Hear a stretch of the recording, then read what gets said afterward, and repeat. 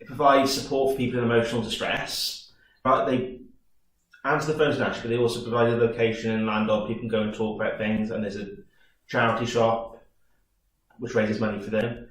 And we I can't remember if volunteers are up to now, I think 20, and we do a number of shifts a week where people can take calls, answer emails and text messages for people who are in emotional distress and want to talk to someone. So I joined the Samaritans when I was between jobs, and I wanted to do something with my time, and also I thought it would help me get a new job. So I volunteered with them then, and then they went through all the training and became a full Samaritan. And then after I'd been with a year or two, I was doing a shift with a person who happened to be chairman of our board, and he was telling me that they were looking for people to be on the board who were listening volunteers, the ones who answer the phones. So I was a bit nervous about doing it because I thought being a trustee is big and important thing, and for people more experienced than me. And so I went along to a meeting, and then after that, he asked if I'd be happy to do it, and it was fine. You just got to talk about things affecting the branch. You may occasionally have to follow up on something that's been assigned to you. Well, the best way of being a trustee is that you feel very invested in the success of our branch, but whatever the organisation is that you're involved in, and also the sense of responsibility helps show to people outside of it that you're someone who can handle responsibility and trust, and that looks very good on CVs and in job interviews. It can often give you a lot of examples for answering interview questions and stuff like that. But in preparation for this, I asked my manager at Lloyds Bank where I work about if it affected anything when I applied there, and they told me that it did factor into it, and it showed that I had initiative being involved in the Samaritans and a charity like that, as well as being a trustee.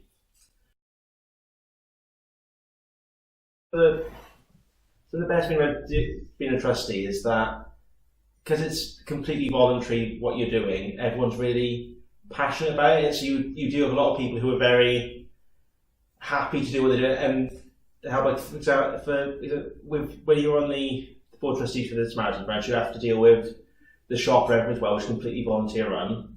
So manager or anything who's paid. And there's and all the people there, even though we don't see them normally, they're different to what I'm used to, which is the listening volunteer side where you take the calls and stuff.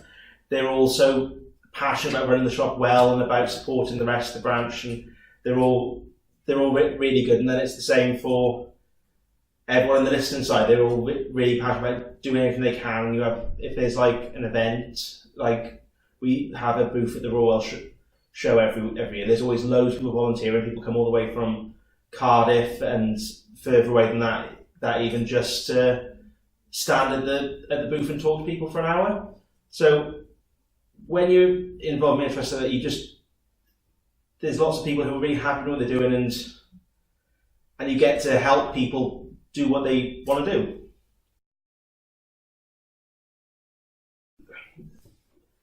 The only annoying about being a trustee, it's been a long day at work, and you've got to go to a meeting after work, and then you're sat there 2 hours later, and someone's met, and then the treasurer just told her that the water bill's 10p up from what it used to be, and it shouldn't be that. So then you've got to talk about how you sat there not thinking it's about 10p, but then if we don't fix it, it could be a leak, and then you've got to think about stuff like that.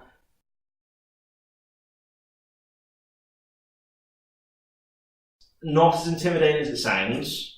There's very good training available to help you do it, either from the organisation or from places like Parlo. And that just don't be afraid to go along to a meeting and see if you like it, see if you gel with the people who are going to be on the board, see if you get along with people on this, because there's nothing nothing wrong with having a look and then decide you don't like it, but then you might have a look and decide you want to have a try.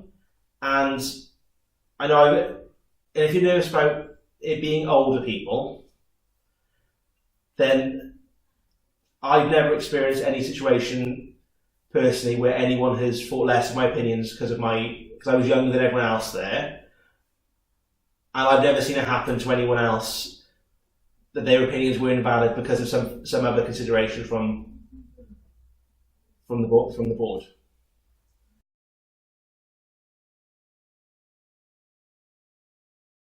Samaritans always are looking for people. We have very good training. If you want to be a listening volunteer, I think it's 6 Sundays at the moment, but it's very good training. You can drop out any stage if you're not comfortable with what's going on or the training, or you don't think it's right for you.